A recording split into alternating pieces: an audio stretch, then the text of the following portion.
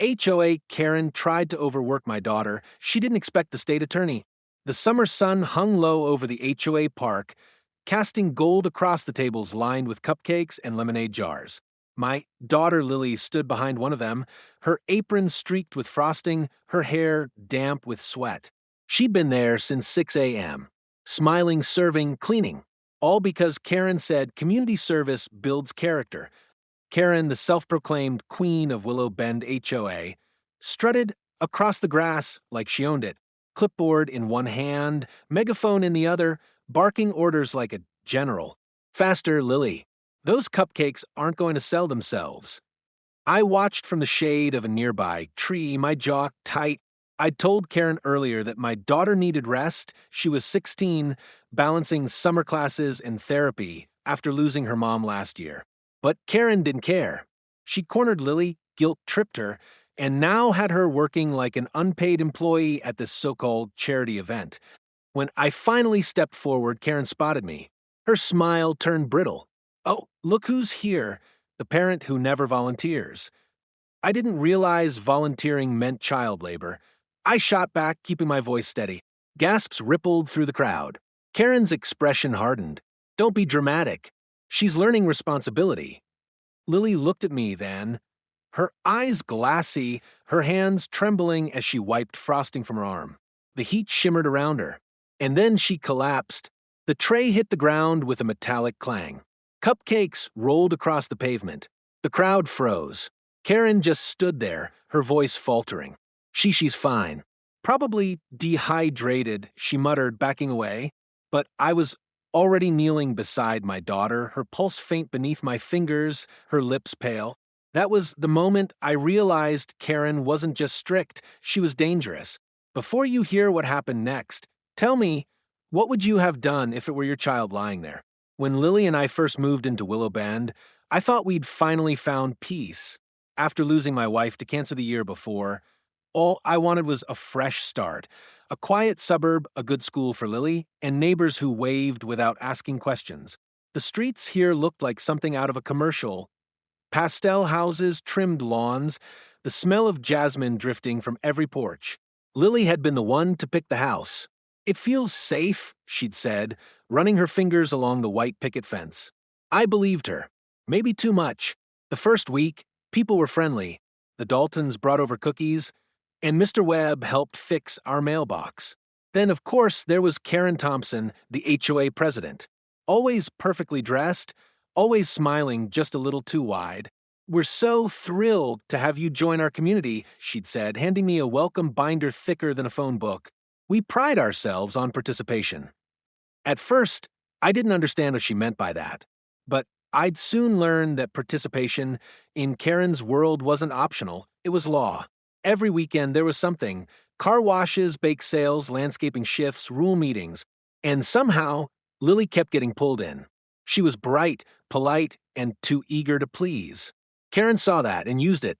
"Lily's such a help," Karen would say in her syrupy voice. She volunteered to paint signs for the fundraiser. Or, Lily agreed to clean up after the picnic. Lily never complained. "It's fine, Dad," she'd tell me, smiling weakly. "They just need help." But I could see the exhaustion creeping in, the way her shoulders slumped, the way she stared blankly at her textbooks at night.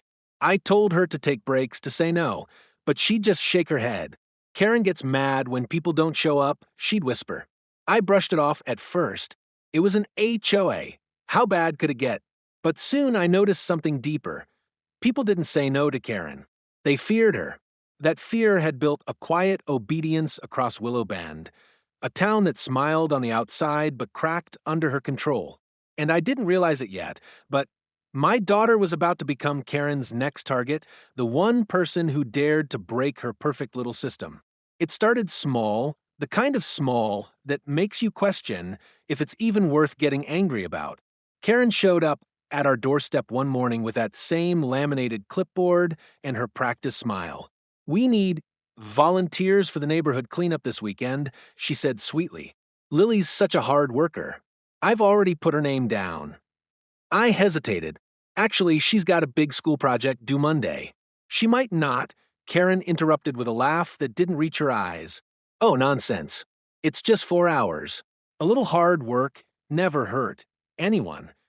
4 hours turned into 6, then 8. Lily came home sunburned, with dirt on her clothes and blisters on her hands. Karen said I was the only one who stayed the whole time, she said, trying to sound proud. I forced a smile, but felt my stomach twist. The next week, there was a community kids program. Again, Lily's name was on the volunteer sheet, sorting flyers, painting signs, washing tables. Each event left her more drained. Every time I tried to step in, Karen would beat me to it. She's learning leadership, she'd tell me. You should be proud. Not every child has her work ethic. But there was something darker beneath those words, something that smelled like manipulation dressed as mentorship. One afternoon, I stopped by the park to surprise Lily with lunch. What I saw made my blood boil. She was hauling boxes of bottled water across the field while Karen stood nearby, holding an umbrella for herself. Hurry up, sweetheart, she barked. We don't have all day. I walked straight toward her. She's 16, not your employee. I snapped. Karen turned, her expression unfazed. This is a community effort. Everyone has to do their part.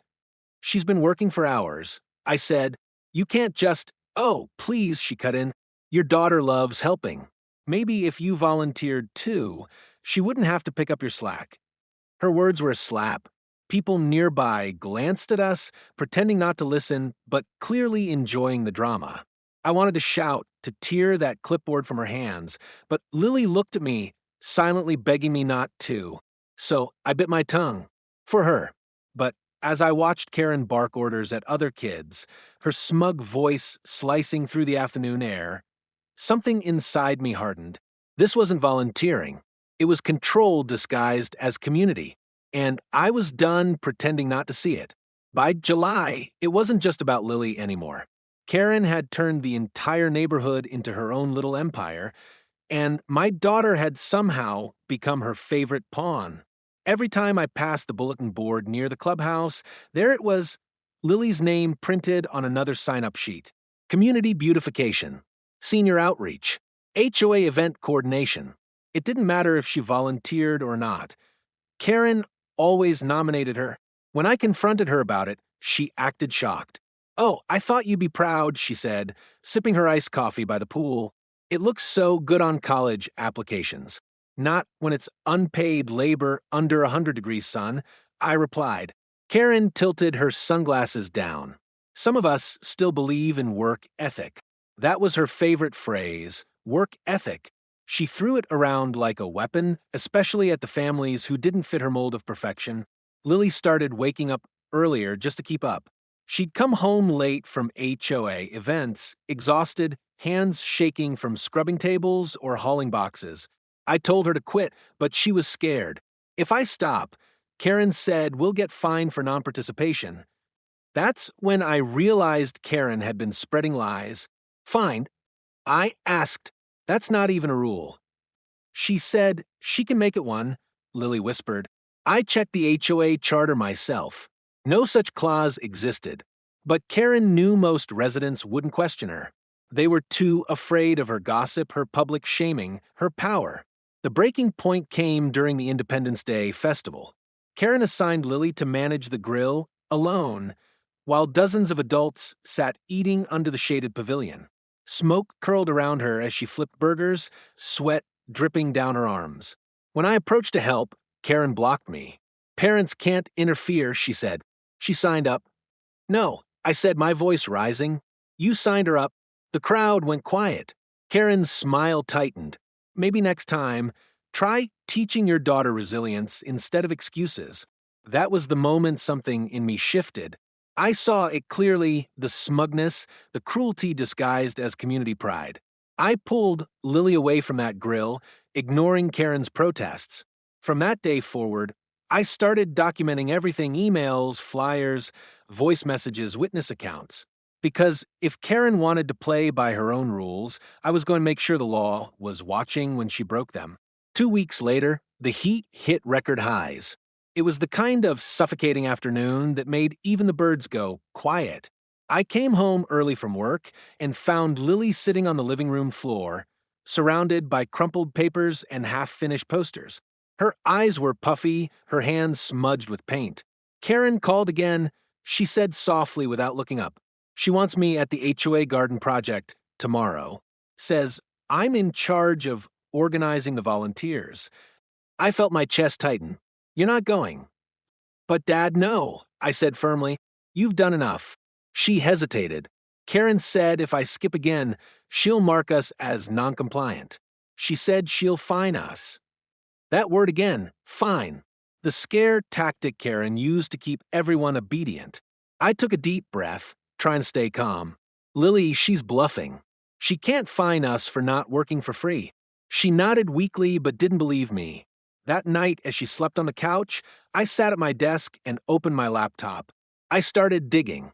The HOA charter, the bylaws, the tax records, everything Karen had ever posted online.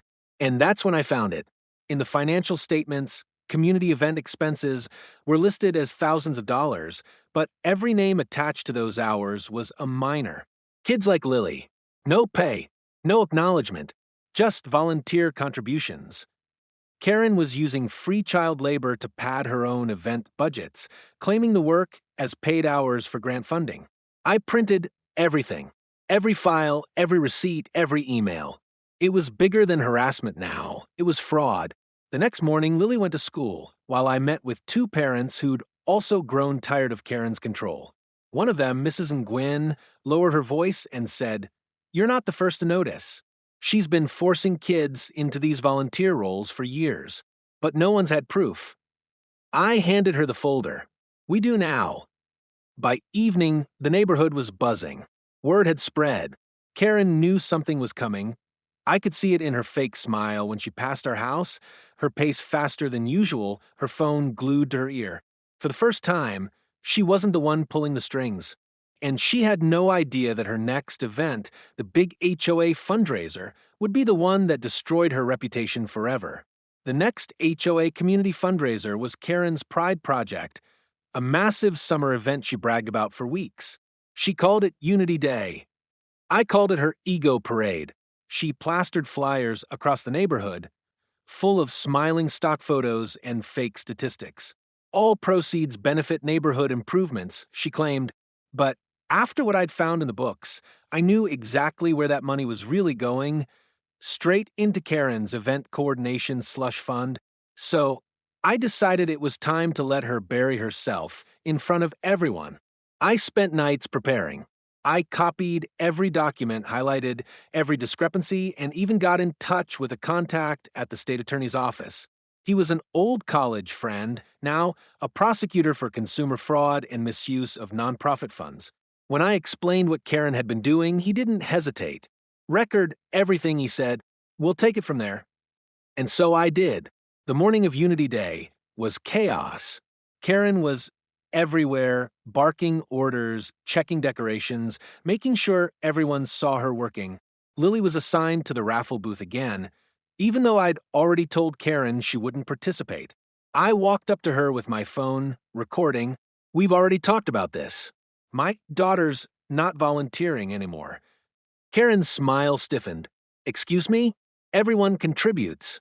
Your child isn't exempt." "By law," I said calmly, "you can't compel minors to work for unpaid labor, especially under false pretense of community service." She blinked, caught off guard, but recovered fast. "You're misinterpreting policy as usual." That's when I noticed the two plainclothes investigators from the state attorney's office standing near the stage, pretending to browse baked goods, but watching her every move. Karen kept shouting orders while I texted them the signal. "She's here. Everything's being filmed."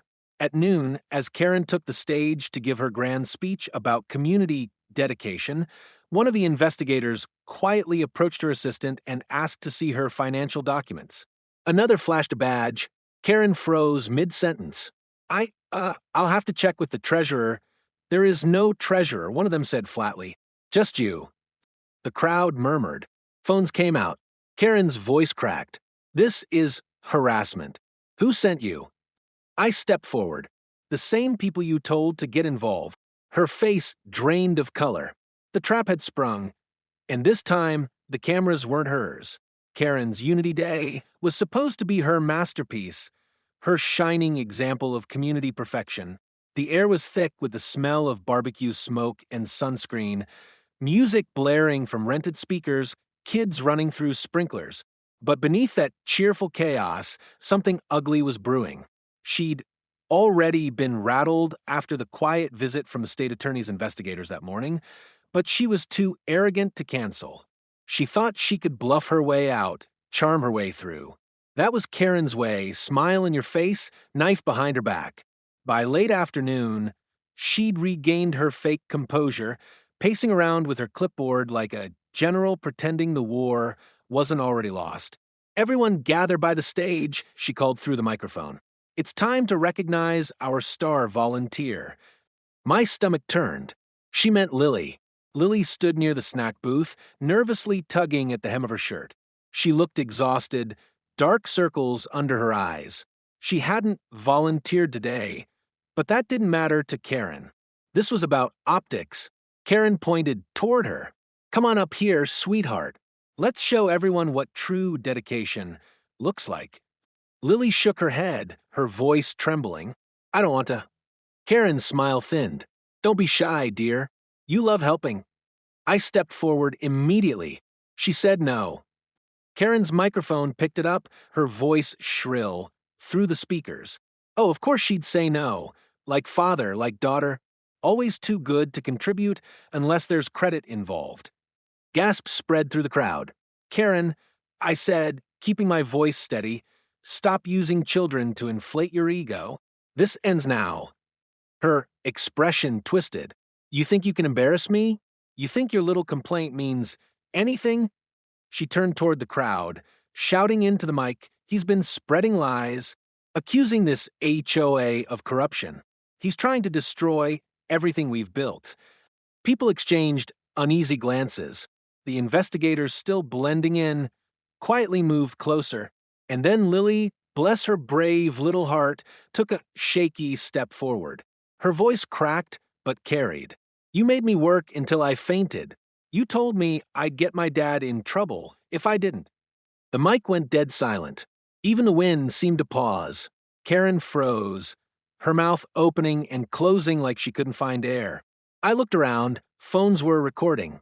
Every parent who'd once ignored my warnings was now witnessing the truth, raw and unfiltered. Karen snapped. You're lying. You ungrateful little. Before she could finish, one of the investigators stepped forward, flashing his badge. Karen Thompson, State Attorney's Office.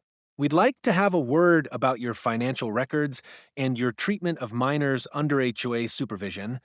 The microphone screeched as it hit the floor. Karen's clipboard slipped from her shaking hands. Her face drained to paper white. This is a misunderstanding, she stammered. It's all community service, voluntary. The investigator cut her off. Underage labor without consent, falsified ledgers, misused community funds. That's not voluntary. That's a felony. The crowd erupted, gasps, whispers, cameras flashing. Lily clung to me, trembling. Karen tried to speak again, but no one listened. Even her closest supporters stepped back, as if her guilt were contagious. When the officers approached, she whispered something, I couldn't hear it, and then covered her face as they led her toward the parking lot. The music had stopped. The laughter, too. All that was left was the sound of cicadas and the crackle of the grill, still burning. I looked down at Lily, who was crying quietly into my shirt. I held her close, whispering, It's over, baby. She can't hurt you anymore. And for the first time in months, I believed it. Because that was the day the entire neighborhood saw the real Karen, not the smiling president in pastel, but the bully who finally collapsed under the weight of her own lies. By the time the sun began to set over Willow Bend Park, the illusion of perfection was gone. The red and white banners hung crooked in the humid wind, the grills sputtered out, and the once proud HOA president had been driven away in a patrol car. The neighborhood that had always looked so polished now felt hollow, silent, exposed, and ashamed. Lily and I sat on the curb near the empty lemonade stand. She hadn't said much since it happened. Her hands still shook slightly when she reached for her water bottle. Every few minutes, a parent would walk by and glance our way, whispering to someone else. Some had their phones out, scrolling through the videos that were already spreading like wildfire online. Karen's Unity Day had gone viral for all the wrong reasons. Clips of her screaming, the moment she accused Lily in front of the crowd, and the arrest, all of it was circulating under the headline, HOA President Exposed for Exploiting Minors. Part of me wanted to feel satisfied. Justice, in a way, had begun. But sitting there beside my daughter, watching her stare into the grass with red, tired eyes, all I felt was exhaustion. "Dad," she whispered finally, her voice raw. "Did I do something wrong?" That question shattered me. "No, baby. You told the truth. That's brave. That's everything." She nodded slowly, her lip trembling. "People were laughing at me." "They weren't laughing at you," I said gently. "They were realizing who Karen really was." A car door slammed nearby, one of the investigators packing up boxes of evidence. He gave me a nod. "We'll be in touch soon," he said quietly. "This case is going to the state attorney's office by morning." After he left, I looked around the park. Karen's clipboard lay abandoned near the stage, trampled and bent. I picked it up, flipping through the pages, lists of volunteers, including kids as young as 12, all marked mandatory. My blood boiled again, but this time it wasn't rage. It was purpose. Because this wasn't just about us anymore. Karen had built her power on fear and compliance, and I wasn't going to let that continue. I put my arm around Lily and whispered, "We're going to make sure this never happens again." The cicadas buzzed louder as the park lights flickered on. The neighborhood might have gone quiet that night, but the truth was already echoing far beyond it. By the next morning, Willow Bend was a media circus. News vans lined the entrance of the community, cameras flashing as reporters interviewed stunned residents who were still trying to process what had happened. For the first time, Karen's kingdom had cracks wide enough for the world to see through. I sat in our kitchen with a mug of cold coffee, the blinds half closed as Lily rested on the couch. Her phone kept pinging with messages from classmates, some apologizing, some asking what it felt like to take down the HOA queen. I turned off her notifications. She didn't need to relive it. Around noon, 2 investigators from the state attorney's office knocked on the door. One of them, a calm woman named Agent Reyes, greeted me with a firm handshake. "Mr. Porter, we're here to follow up on the financial evidence you sent and to take formal statements. May we come in?" I nodded. "Of course." They set up at the dining table, opening files thicker than any HOA binder Karen ever made. "We've already recovered deleted emails from her HOA server," Reyes explained. "She falsified volunteer records, claimed grant money for events that never happened, and coerced minors into unpaid work under the threat of fines. It's a clear violation of state and federal labor law." Hearing it out loud sent chills down my spine. "So, this isn't just a local issue anymore." "No," Reyes said. "It's a statewide fraud case now. The Attorney General's office is assigning a prosecutor." She looked at me with a faint smile. "The one who reached out to you, Mr. Callahan? He'll be handling it personally." That name struck a spark of hope. Callahan wasn't just anyone, he was the same friend I'd called weeks ago, the man who'd told me to record everything. He was also one of the most relentless prosecutors in the state. After I signed my witness statement, Reyes added, "We'll also need Lily's account, but we'll take it carefully, she's been through enough." That night, Callahan called me directly. His voice was calm but determined. "You did the right thing," he said. "What Karen did goes beyond exploitation. She violated the public trust. We're filing charges tomorrow, racketeering, falsified accounting, and endangerment of minors." I looked over at Lily, who was curled up under a blanket, asleep for the first time, without nightmares in weeks. "Good," I said quietly. "Make her answer for every hour she stole from those kids." He paused before hanging up. "She will. And when she does, the whole state will be watching." As I ended the call, I realized something strange. The house felt lighter. The fear that had once filled every corner of this neighborhood was gone. Karen's empire was collapsing piece by piece. And for the first time, Truth had authority on its side. The courtroom was packed. Reporters, neighbors, even a few HOA board members who'd once bowed to Karen's every demand. The hum of whispered gossip filled the air like static before a storm. Everyone wanted to see the woman who'd ruled Willow Bend finally face the one thing she couldn't control, the law. Karen sat at the defense table, wrapped in a navy suit that did nothing to hide the strain on her face. Gone was the pastel perfection, the polished arrogance. Her hair was pulled back, too tight, her expression frozen between defiance and fear. I sat a few rows behind with Lily and my attorney. She squeezed my hand, whispering she looked scared. She should be, I murmured. The state attorney, my friend Callahan, stepped forward to make his opening statement. His voice was calm, steady, and lethal. The defendant, Karen Thompson, abused her authority as HOA president to coerce, exploit, and defraud her community. She used minors for unpaid labor while pocketing grant money meant for neighborhood programs. And when confronted, she doubled down until her actions put a child in the hospital. The jury's eyes widened. Callahan played the footage, the one from Unity Day. The moment Karen yelled into the microphone, the trembling sound of Lily's voice, the crowd gasping as the investigator revealed the badge. Every word echoed in the courtroom's heavy silence. Karen shifted uncomfortably in her seat. Her attorney tried to argue that it was miscommunication, that she never intended harm. But Callahan wasn't letting her off that easy. He held up a document. This, he said, is a grant application signed by Mrs. Thompson claiming $14,000 for community service programs allegedly staffed by paid assistants.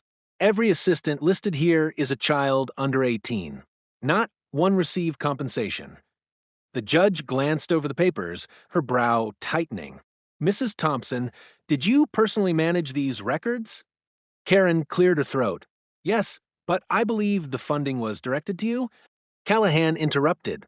Because the account numbers trace directly to your private checking account. The sound of gasps rippled through the gallery. Karen's composure cracked. That's not true. Then perhaps you can explain the $4,200 deposit dated 2 days after the Unity Day fundraiser? Callahan asked, stepping closer. The same day, you assigned minors to work in direct violation of child labor statutes? Her lawyer whispered frantically, but it was too late. The jury had seen enough. When it was my turn to testify, I looked Karen in the eye. You told my daughter that she needed to earn her place in your community, I said quietly. She believed you. She worked until she fainted because she thought saying no meant I'd be punished. You didn't just break the law, you broke a child's trust. Karen's eyes shimmered with something like regret, or maybe just fear of losing everything. When Callahan called Lily to the stand, the room held its breath. She was calm, brave. She said if I didn't show up, my dad would have to pay a fine. I just wanted to help, Lily said softly. But she yelled at me when I got tired. She said I was weak. That was the final nail. By the time the closing statements ended, the verdict was inevitable. The jury returned in less than an hour. Guilty on all counts: fraud, child endangerment, and misuse of community funds. Karen's knees buckled as the judge read the sentencing. 18 months of community service under supervision, a $25,000 restitution fine, and permanent disqualification from serving on any HOA or nonprofit board. As the bailiff led her away, she looked back one last time, not with hatred, but disbelief. Like she still couldn't fathom that her little empire had crumbled.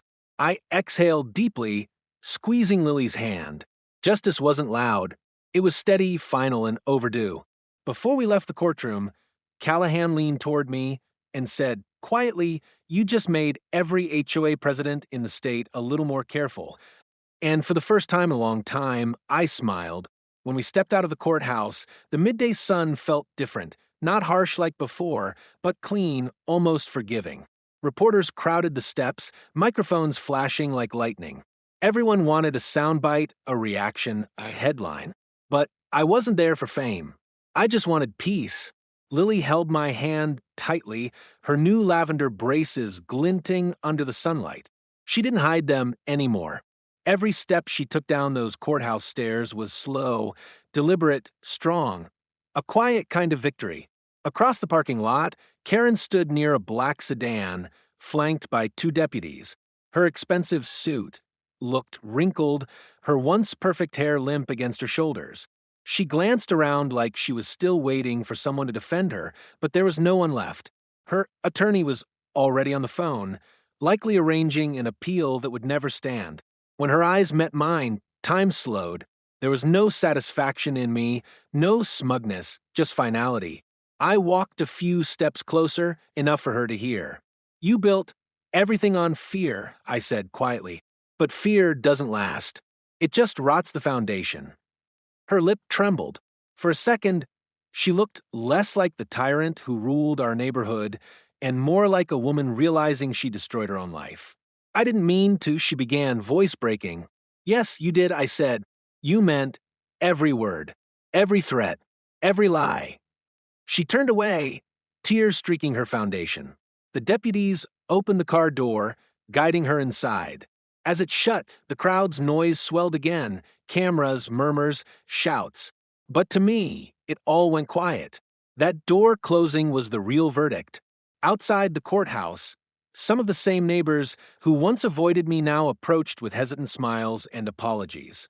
Mrs. Nguyen hugged Lily and whispered, "You gave us courage." Even Mr. Webb, who'd once defended Karen, muttered, "Should have spoken up sooner." It didn't matter. The important part was they finally saw. That evening, the state attorney's office released a statement. In the case of Karen Thompson versus the state, justice was served for every exploited resident and every child forced to work under intimidation. The post went viral within hours. HOA presidents across the state began reviewing their policies. Callahan called later that night, chuckling. "You realize you just started a movement, right?" I smiled faintly, watching Lily fall asleep on the couch, her hair catching the glow of the TV light. "I didn't want a movement," I said softly. "I just wanted my daughter to feel safe again." He paused before replying, "Then you've already won." Outside, the neighborhood lights flickered on one by one, calm, quiet, free from Karen's shadow at last. 6 months later, Willow Bend looked like a different place. The lawns were still neat, the mailboxes freshly painted. But the fear that once hung over every doorstep was gone. The new HOA president, a quiet schoolteacher named Mrs. Lopez, ran things with kindness instead of control. No more fines for imaginary rules. No more mandatory volunteering. Just a community that finally remembered what that word actually meant. Lily and I stayed. We'd thought about moving, but she said something one night that changed my mind. "If we leave," she said, "it's like Karen still wins. I don't want to run away from where I stood up for myself." She was right. So we stayed, not out of defiance, but to reclaim what was ours. Now, she walks through the park every morning before school, her braces clicking softly against the path. She waves at neighbors who wave back, and sometimes they stop to talk, not because they have to, but because they want to. There's laughter again in Willow Bend, not the tight, polite kind, but real, easy laughter. One afternoon, she came home holding a letter, her first acceptance into a state youth leadership program. "They said I showed courage," she said shyly. "They want me to talk about standing up to bullies." I felt my throat tighten. "You already did, kiddo. You showed the whole world." She smiled, slipping her arms around me. "You did too, Dad." That night, I took the old folder of evidence, the one filled with Karen's falsified reports, the photos, the notes, and placed it in a box labeled closed. I didn't need to look at it anymore. The fight was done. Outside, the same park that once held shouting and shame now glowed under soft string lights. The community had rebuilt the stage, not for speeches, but for concerts and charity drives that actually helped people. I stood at the edge of the grass, watching Lily laugh with friends near the lemonade stand that once made her faint from exhaustion.